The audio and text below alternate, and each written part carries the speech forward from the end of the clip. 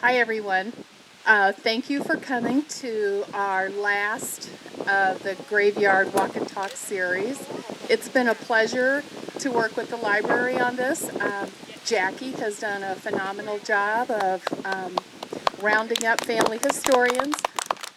So thank you all for coming and giving your time and sharing your stories. So, of course, I'll give you my public service announcement. Put your mask up. If you're approaching a different group, stay in your pods and respect everybody's 6 foot bubble. And with that, here's Jackie.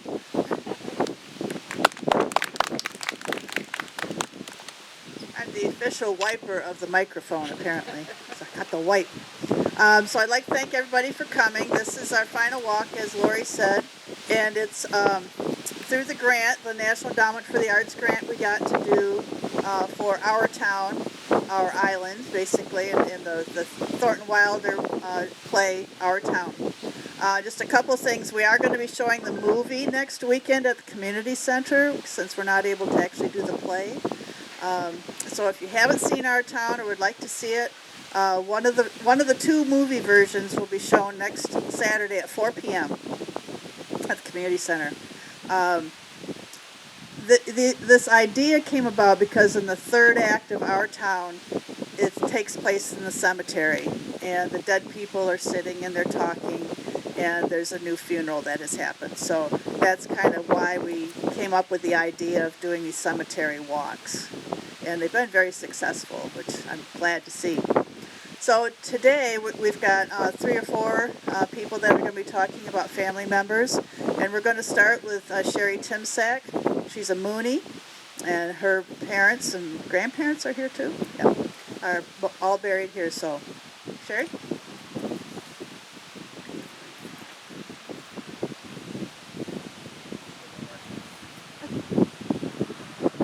All right, I wrote everything down because I cannot remember anything. I don't know if all of you guys have that same problem, but I do.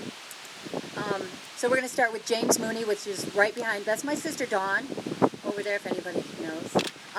Right behind her on the stone there is James Mooney, and he was married. He was born in 1836 in Ireland to Michael and Rose Mooney. He married Hannah, which she was known as Nora McCafferty, on July 30th, 1870. So the Mooney and McCaffertys were already something back then, even before my grandma Lizzie got involved. Nora, as she was known, was born August 1852 in Ireland to Mickey Beag, or he was called Little Mike McCafferty, and Big Mary O'Donnell. So my father and mother were actually distant relations. So, of course, it all is like that here on Beaver Island. James and Nora had 11 children, definitely Irish. Thomas Mooney was born in Ireland in 1870, and sometime after that they decided to move to the island. I would think that's when the big push was for everybody that was moving out of Ireland. Mary Molly was born in 1873. Grace Mooney, born in 1875. Michael Mooney was born in 1877. Actually, Grace Mooney, who was born in 1875, she married Neil Gallagher sometime around 1914 here on Beaver Island. And Michael Mooney, born in 1877, he married Rose Ellen Gallagher. And Bridget Mooney was born in 1880. It's like every 2 years they were having children. So I guess they had to because they had 11 of them.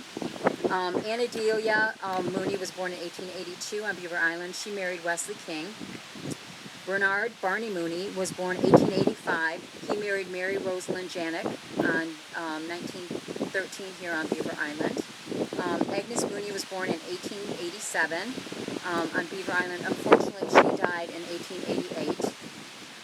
James Mooney, whose stone is there next to his mother and father's, he was a veteran, and he was born in 1889.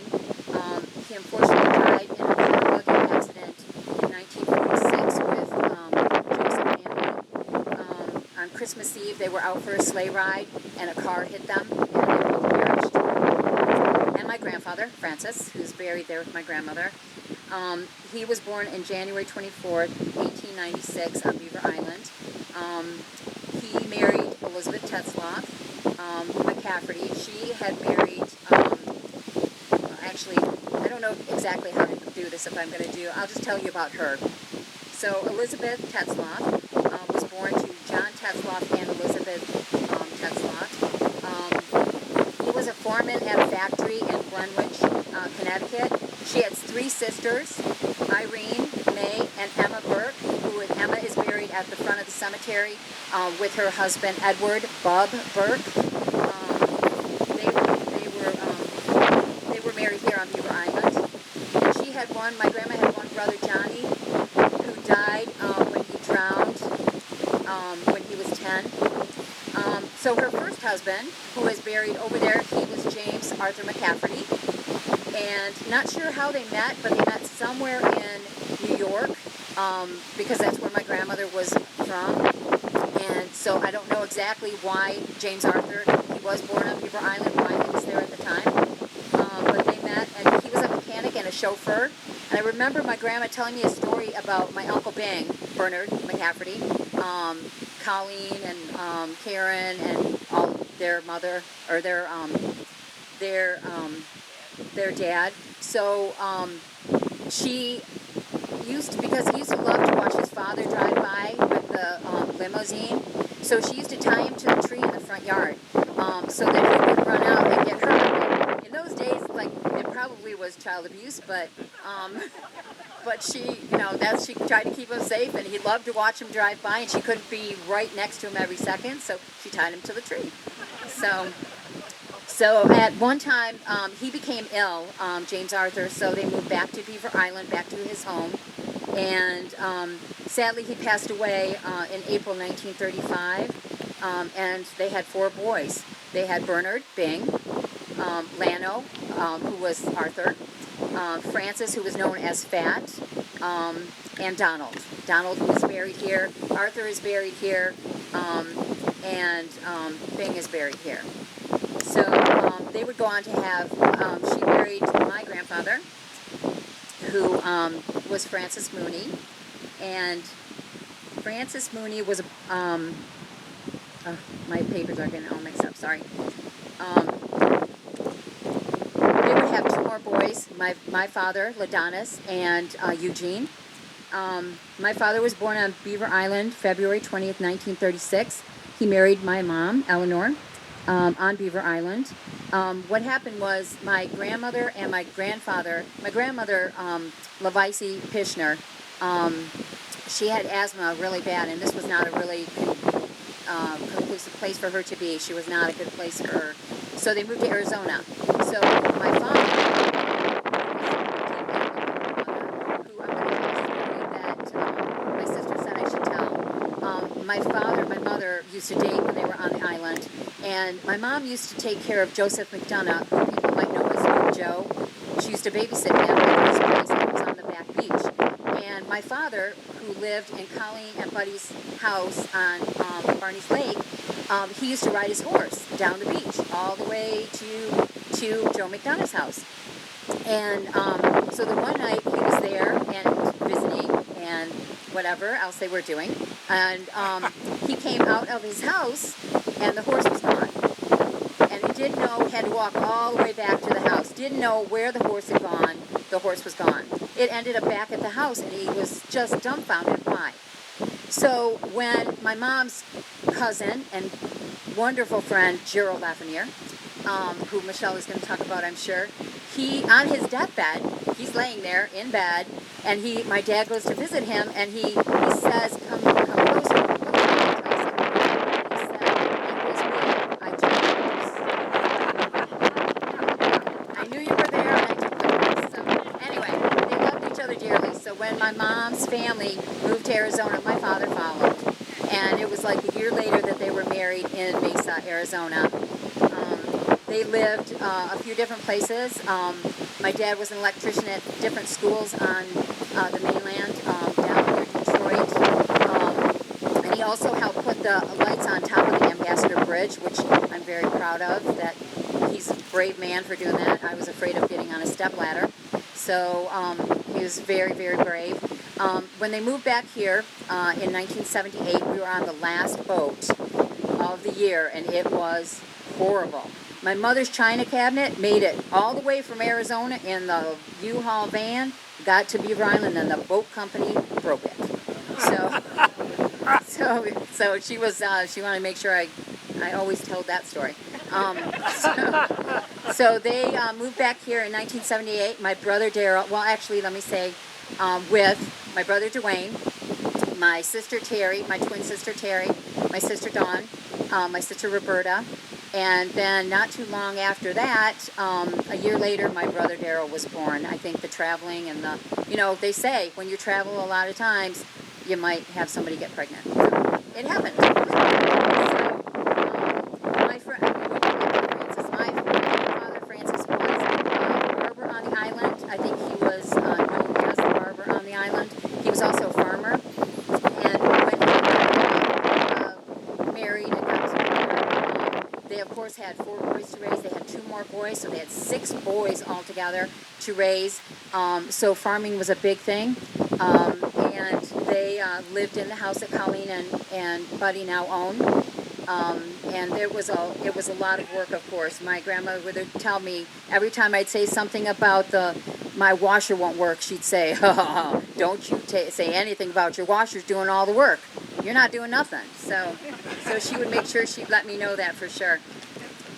They used to have to haul water from Donegal Bay to the house, so that was a long ways. They would go through Buddy Martin's Trail, as it now is known, because they had no well.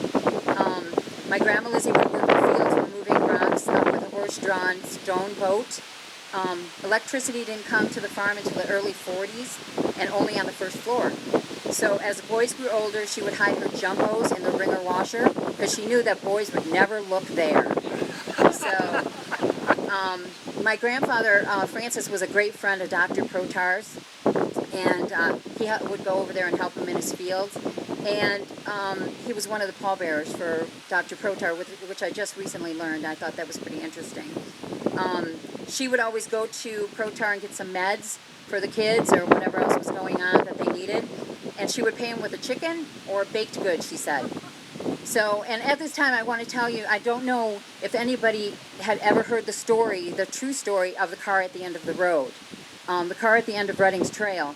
My father and my uncle, Gene, who was a hooligan and a troublemaker, and actually 2 other guys, Kenny McDonough and Charlie Martin's son, Charlie and Marion's son, Jimmy Lee. They decided to go jumping ice floes around the island in this car, which was Charlie's car. And Jimmy had taken it. I don't know if he has permission, but it didn't end up well. So they were jumping ice floes, and they got almost to Redding's Trail, and there was this one that was like 30 feet away. And Jimmy's like, I can't do it. I can't make it. I'm not going to do it. And my Uncle Gene, always prodding, said, oh, just run her back, give her a good run. You can make it. They didn't. They ended up 30 feet on the bottom of the lake. Kenny McDonough, who was with them, could not swim. So all 4 of them, thank God, they were able to get out. They got him out, got him up on shore, and the car's down on the bottom of the lake. And they had I don't know what it was called. It's like a Bic lighter, but it was called something different in those days. And so they started a fire, tried to get warm, but they knew they were in trouble because the car, what are they going to do? So Jimmy Lee is about beside himself. His father's car, I think he probably took it without permission. And so they're leaning over and they're looking down at the car. And my Uncle Gene pats him on the back and says, your dad is going to be pissed. And he said, you left the lights on. So they ended up having to walk all the way from Redding's Trail back to the house where Buddy and Colleen live now, which is quite a hike. Froze their butts off. And of course, the next day they had to go get the car out. So that's where the car sat on Redding's Trail. So, and I think I am almost done here, people. Well, I can tell you a little bit about my, let me see, where is it here? I'm sorry. So my grandma and grandpa Pishner, of course, had to move off the island. My grandfather, who I know that Pam's going to talk a little bit about the O'Donnell side, but my mom, her father was Elston Pishner. They called him Two Guns. He was born to Herman and Helen Irene Allers, and they are buried at the St. James Township Cemetery. The children were Arthur Ernest Herman, who was called Harry, Emil, which was Barry Pishner's father, Evelyn, Charles, Willard, and Levice, my grandmother, was born to Willie the Woodchopper O'Donnell. If you ever heard of the Woodchopper, yep, that was Willie. And he was born in 1886 on Beaver Island. He married Bridgie Burns, and she was born in 1894. Their children, of course, were my grandmother, Lavisa, Daniel, Eleanor, William, Peter, Leo, Breaky. If anybody heard Breaky O'Donnell, they knew some good stories about Breaky O'Donnell. And Rita, married to Old Wilson.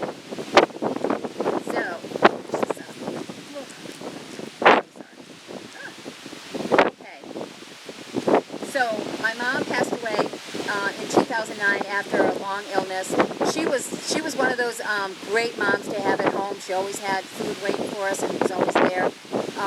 But she also loved to go and watch the boat come in. It was one of her favorite things. And if you notice on the stone, it says one last ride to the point. That was all she always said that. So now, Joe, my husband, we always have to take one more ride to the point. So just for his mother-in-law. My father passed away suddenly in 2015. The beautiful cross there was made from wood from my dad's garage that he had built birdhouses with. My son-in-law built it, my son-in-law Royce. And the bottom part of it actually was very interesting how it came to be. My brother-in-law Bob Marsh and his sons made it, and my mother in heaven must have decided she didn't like it very much because she had my brother back over it. So my brother Dwayne backed into it, backed over it, so they had to start over. So I think she just didn't like the way it turned out, but we love the way it turned out now. So it was made with all our hands, and so I really thank you guys for letting me talk today. Thank you so much.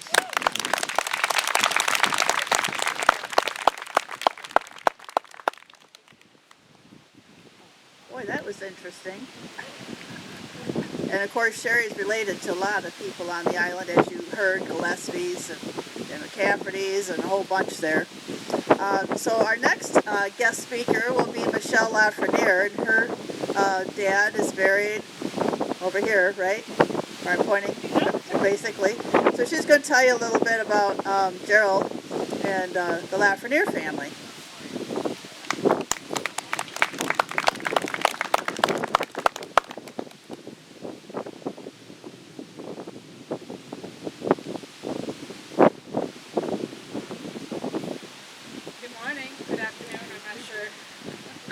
My name is Michelle Lafreniere. I was born here in 1966.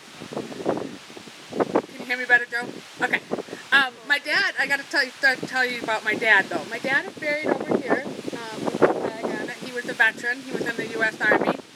But his story is a little bit different than most islanders. His parents, my grandmother discovered that she had tuberculosis when she was pregnant for him. So he was actually born in a TB sanatorium in Gaylord, Michigan, and was taken immediately from her and was given to her parents, my great-grandparents, Lenore and Erwin Belfi. Not KK's dad, the other one.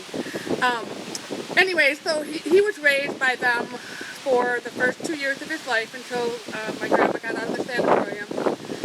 They called him Jedicke, and I have no idea why, but they called him Jedicke. And even as a young boy, my dad called my nephew Jedicke, Jared, and he was just like my dad. Really, he was. I want to tell you a couple little stories about my dad. He worked when he was growing up, his father owned the grocery store, one of the grocery stores in town, and he worked for him for many years. But when he got married, he went to work for Walt Wojan, and he was a carpenter for a while, and then the opportunity came up for him to work on a boat. And he worked on the boat, on the Beaver Islander for 29 years as an engineer. He loved that job so much. But there was a lot of stories that came with that, a lot. And my favorite one was when he was a newbie on the boat. Russell Green was the captain, was one of the newer captains at that time. Lawrence McDonough was actually the captain. And they would make my dad go down below. The coffee pot was always right next to the engine room, and they would make my dad go below to get the coffee for the crew up in the cabin. And one day, Russell said to him, "Jerry, how do you get all the way from down there up to the top without spilling a drop?" He said, "Well, I take a sip at the bottom, and when I get to the top, I put it back in." They never made him do that again. I thought that was hysterical. And then, let's see, what else can I tell you about him? He was married 3 times. He loved his ladies. He was married to my mother from 1965 until, well, they were married for 13 years. And then shortly after that, he married my stepmom, Sandy, and she was the love of his life. And they were married for 22 years, and she's buried next to him. She died before he did. My mother's buried actually up in the front, which I'm sure he's still pissed off about, but he'll get over it. I think he wanted to be up there by his family, but sorry. Anyways, he was just a character. He was a lot of fun. I mean, when I was growing up, he wasn't, because my parents were divorced, he wasn't really around a lot. He was, but he was a good dad. He just wasn't there. He had another family and another house and stuff. But one time when I was in high school, he called the school, and Sister Mary Rock was the secretary at school, and he insisted that he needed to speak with me right away. It was an emergency.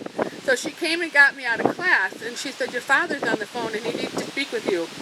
So I scurried down to the office, and he said, you need to come to the house after school and bring your friends. I've got something I've got to show you.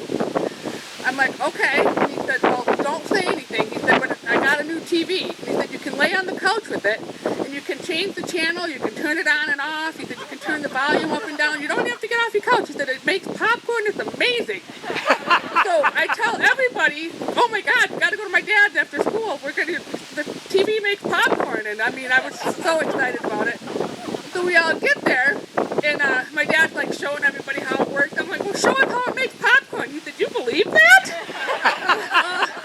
He was pretty convincing sometimes. And another one of my favorite stories about my dad was when he, oh my God, I have so many, I'm sorry. One time when we were, I don't know, probably, I can't even tell you. Anyways, he loved his car, and he loved his truck, and one time he let me borrow his truck, and I had to bring it back clean, full of gas, whatever. I was probably 17 or 18, and I brought it back, and I thought I did everything just right, and the next morning he said to me, what'd you do to my truck? I said, nothing. And he said, no, what did you do to my truck? And I said, nothing. He said, there's a crack in the dashboard. I said, there is not. He said, oh yeah, there is. So I go out there, and sure enough, there's a crack in the dashboard. And he made me feel bad about that. Every time I'd want to borrow a car, he'd be like, I think about that dashboard, and I just don't think so. Well, right before he died, he tells me, I cracked the dashboard. Wow.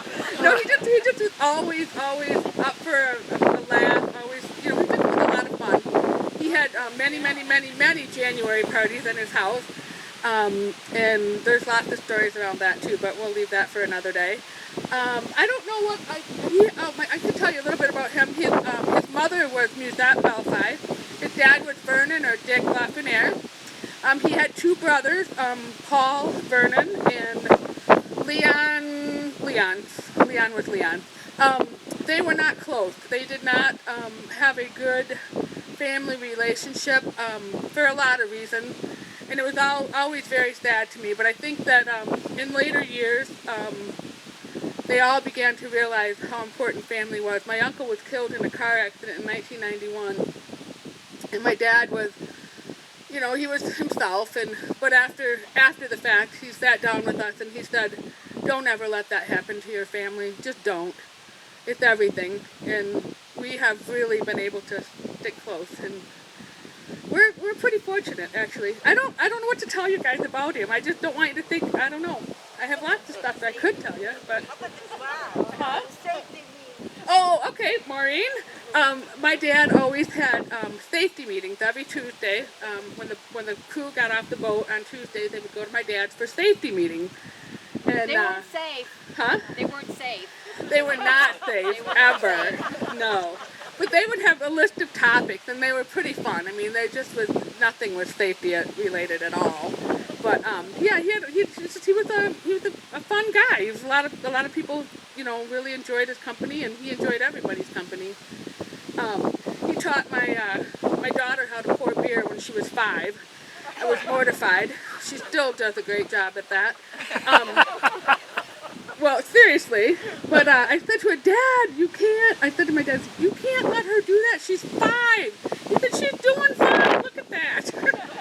Like, no. But he just, I don't know. He was my daughter's best friend. She never ever comes to Beaver Island without bringing her chair out in the evening and sitting with him for a while. And the last thing I want to tell you about the cemetery and my dad was, and Sherry, I know you'll remember this. Right before my dad died, he was very sick, and he knew he was dying. And none of us kids really wanted to believe that, because he had become this really great friend and really great dad. I mean, we had all evolved so much, and we just weren't ready to let him go. And he asked if I could take him for a ride, and I said, sure. So we went for a ride, and I began to realize what he was doing. He wanted to go. He had his ladies, and Sherry was one of them at the boat dock. Lisa Gillespie, Mary Palmer. You know, there was a few of them that he really wanted to just stop and see. And so I drove him around, and I did all that. And after we left Mary Palmer's, it hit me like a ton of bricks that he was saying goodbye, and it wasn't going to be long. And his last stop was here, and he made me stop right about in the middle there. And he said to me, he said, I want you to look around here. And I said, oh, yeah. I'm like, why are we looking here? He said, I just want you to know that these are your people. And you need to remember them always and take good care of them. And the next spring, Sherry, Dawn, Sandy, Nico, there's lots of you here, I'm sure, Pam O'Brien, that came out and helped us scrub the headstone. And we're probably due to do it again, but it was always a labor of love for me, and I know it was for the other people that helped me with that project. It was a huge project. Just don't ever forget your people. You know, these are your people. This is where you came from. This is where it all started, and this is where it's all going to end. So take care of yourself and take care of each other. Thank you.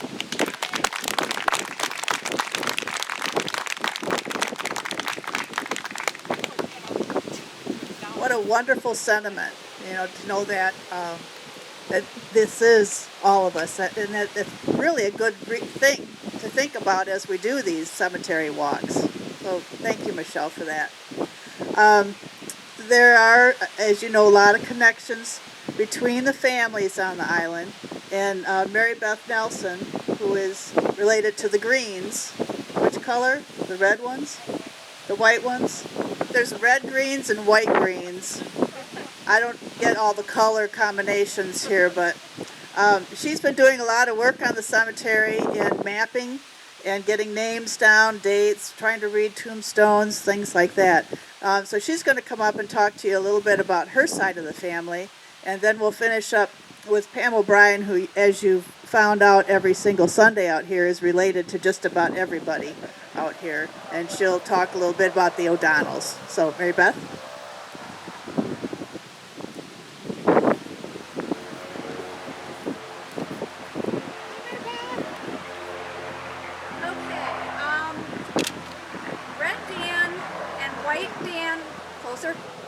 Red Dan and White Dan Green came over from Aaronmore in the mid-1860s together.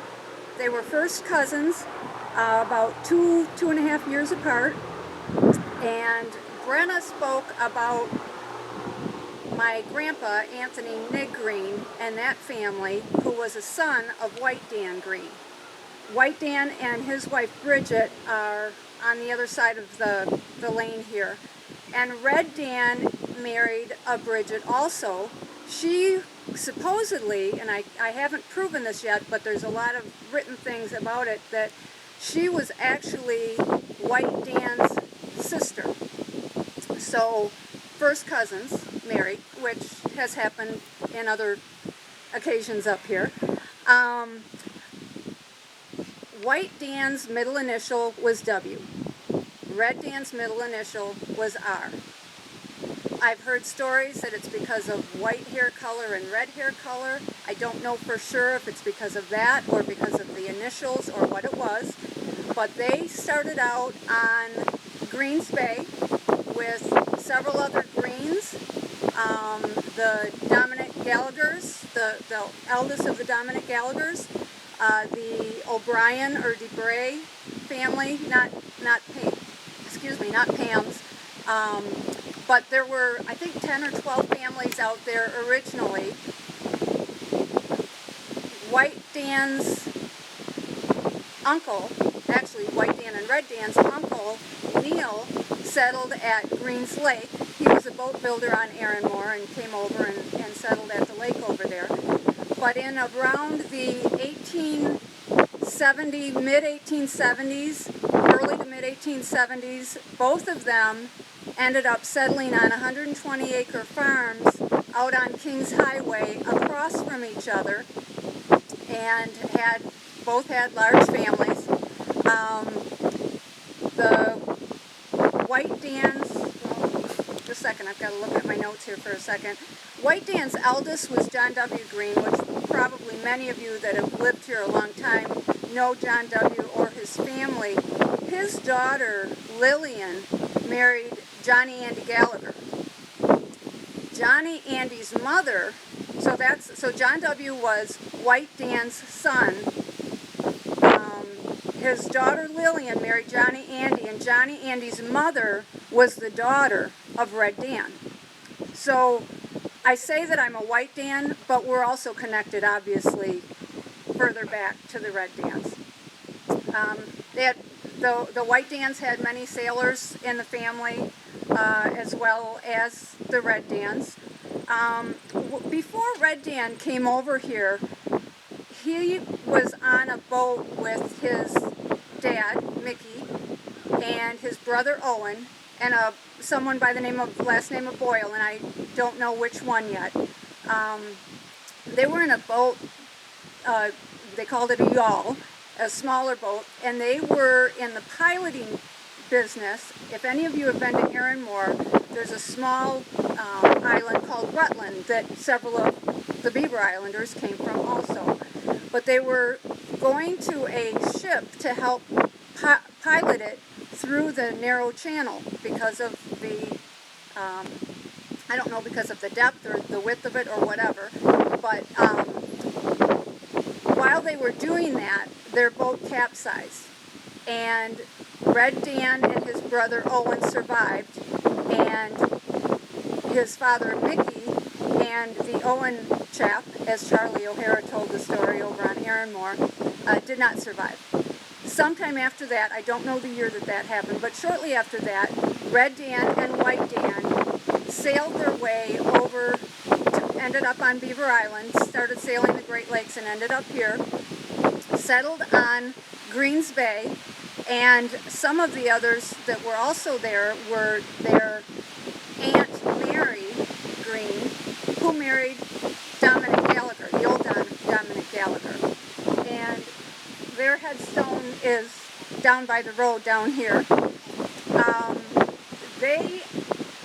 I'm sure a lot of you know that name because I know a lot of the families here are related to Dominic and Mary. They had 10 children, and I'm just going to list the names so refresh your memory on how they're connected.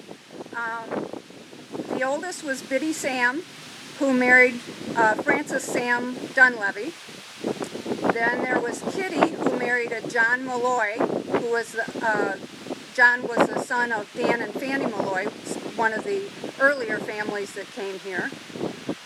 Mary Ann Gallagher was married to Dan Piper Gallagher. Ellen was married to James O'Donnell.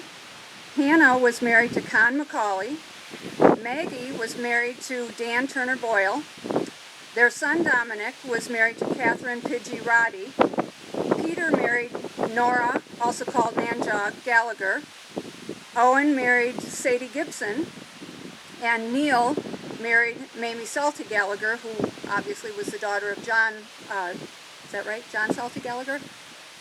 I don't know if I've got his first name right. Okay, could be. Yep, could be.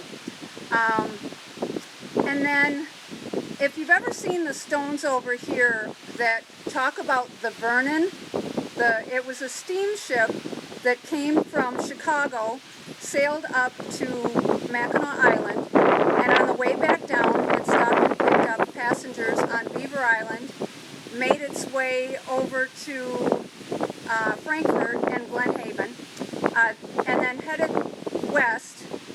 They hit stormy seas, and the boat went under. Apparently, there were several survivors to begin with, and there were a couple of ships in the area that did nothing to aid in the rescue of those people.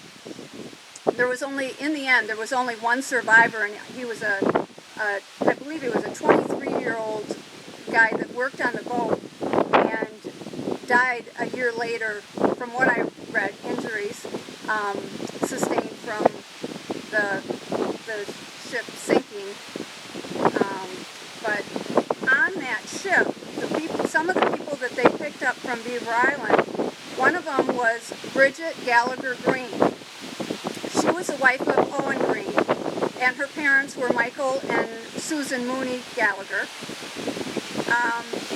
Bridget died on the sinking of the Vernon with her sisters Catherine and Mary. And Bridget's body was never found. Catherine and Mary, their bodies were found, their hair was intertwined together. Apparently they had long red hair and it was intertwined together. Apparently they were hanging on to each other for dear life. And Bridget Gallagher Green, who I spoke of, she was the mother of young Bill Green, and he is also buried over there by the tombstones that speak of the Vernon. And that's the majority of the Greens. There are several other Greens and other of our ancestors that are buried here that do not have headstones. There are many that were never even on the map because they didn't have the records at different times. They fell through the cracks of the lineage and the record, and even the record books from the church aren't complete. And we're working on getting that complete and eventually getting a map of the cemetery. I've walked around and remapped the cemetery, put it in a binder for Pam so it's much easier for her to find where people are. But then through the genealogy, I've also been able to connect the people who, many of them have the same first and last names, to kind of help people realize which Hugh Boyle was which, or which Dan Green was which, or, I mean, there are countless others. So eventually, it'll be easier for people to find their ancestors. And that's it. Thanks.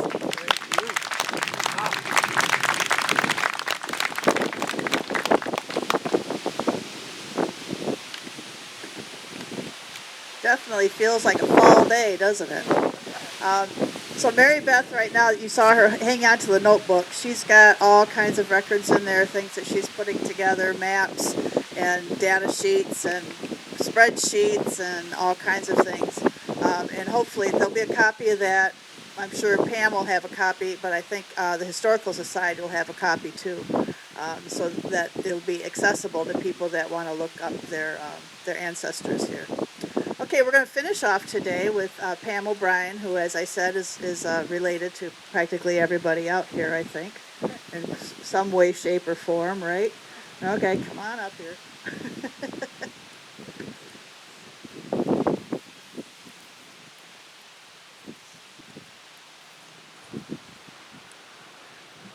Well, those of you who attended this walk are probably anxious for me to make this brief because I've gone over a lot of the relatives already. My great-great-grandfather and Sherry and Dawn's great-great-grandfather was Barney O'Donnell, Barney's Lake. All the stories that we've heard today, it's so funny because I'm standing over there with my nephew. He said to me, he's going to take me lunch. He said, I've got so many questions to ask you when we have lunch. Well, when Michelle was talking, when Mary Beth was talking, and Sherry talking, I could remember when I was little, like going to Mooney's with my dad for a haircut, and when Mary Beth was talking, she talked about Big Dominic and Sue Welke. You'll identify with this. Their nickname was Big Owen. I was in my 20s before I realized that that wasn't their last name. It was Gallagher, but they said Big Owen, like Big Owen. So I always thought my Aunt Mel was Mel Big Owen. But that's kind of how they were. Everybody had a nickname. My grandpa was the Bay because he had a bay horse that he loved, not because he lived on the bay, which he did. But my grandpa was James O'Donnell. He married Elsie Schmidt, and all the Schmidts are over on that side. I think we went through those. But it was really interesting, and thanks to Susan. Susan, are you here? Susan McDermott. Susan helps me at the cemetery. She is awesome. Hey, Susan. I could never find Barney O'Donnell, and I kept looking and looking and looking. Well, his wife, Margaret Currier, whom he met in Canada, has a beautiful headstone over there. And one day I came up here, and there were footstones at the end of every grave is 4 by 8. At the end of the 8 foot, there were all these headstones or footstones lined up, and there was Barney O'Donnell. Susan dug them out. They were so old that they were totally in the ground. You could not tell that there was a headstone. I still don't know exactly how she did it, but I'm so thankful for that. And they're like Mary Beth said, they're, thank you, Susan. I love you, Susan. And like Mary Beth said, we don't sell any plots over here because there are so many people buried there who could not afford a headstone, or it was a wooden cross which deteriorated over time. So just so you know, there's nothing left on either side of this. This is our new part over here. So if anybody's interested in purchasing, give it over here. I guess, that's really all I have to say because I've said it for this whole time that we've done this. I'm sure I will think of things later. But I do have one story, and I have to tell you this, and it's about Jerry Lafreniere, of course. Well, two stories. When Jerry was going through chemo, I had to go out to the airport, and it was absolutely packed. And Jerry was my neighbor, and I knew him all my life. And I walked into the airport, and he said in front of all these people, make sure when I get back that the shower lights work. I was so embarrassed. And then the next time I went out there, it just happened, Jerry was going over, and he said, don't forget to put a mint on my pillow tonight. But that was Jerry. And then the other story I have, Michelle said this, Jerry loved the ladies. I was about 14 years old, and I was walking home to my grandma and grandpa's from downtown, and Jerry stopped, and he said, would you like me to teach you how to drive? And I said, oh my gosh, oh yeah, I will. I would. So he said, okay, no, I know you have to duck because we're going to go by your grandpa's house. He said, but other than that, we'll go up to the point, and we'll turn around, and we'll just keep driving. He said, you have to remember that you have that foot ornament lined up with the side of the road. No problem. So he let me get behind the wheel right when we passed Grandpa's house. Well, right next door to him was Sandberg's house. And he said, stop the car, we gotta stop. So I said, okay, so I pulled over, and Jerry said, I'll be right back. He gets out of the car, And he goes in and he gets Donna Richters to come out. They got in the back seat, and for 2 hours I drove them around. That was Jerry. So, thank you.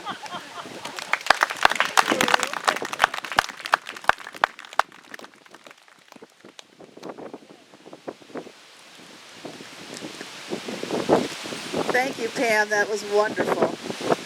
So just a couple other things to remind you of. Besides the movie version of Our Town next Saturday, a week from Monday, we're having one of our final book discussions on Our Town, and it will be at Whiskey Point Brewery at 7 p.m. So you can sip a brew and talk about Our Town. If you haven't gotten a book, there are books available at the library. They're free. We got 100 of them, and I think we've given out about 80, so we've got lots. And we also have our t-shirts for sale too. There's one right there. Nice green shirts, and those are helping us to pay for our part of the program that we've been working on all summer and fall. Our part of the grant. We had to have a match. Okay, well again, I thank you all. We're kind of hoping that we'll be able to continue this kind of activity next summer, that we can host some more cemetery walks. So put your thinking caps on over the winter, those of you that maybe would volunteer to come and talk about your ancestors here on the island that were buried here in the cemetery. We welcome any and all. And, you know, just like several people have said too, there's so many very cool stories. Start writing them down. You know, history will disappear when the people who made those stories or who remember those stories are gone. So tell people, write them down. You know, maybe we can even put them together at the Historical Society. But the stories are what make the people. It's what makes our history. It's all fine and dandy to have dates and names, but it's really great, as you all have found out these 5 weeks, to hear the stories. The stories are what's very interesting. Okay, so thank you all again. Feel free to wander around the cemetery. Mary Beth has her notebook if you're looking for someone in particular. Okay, thank you. Bye-bye.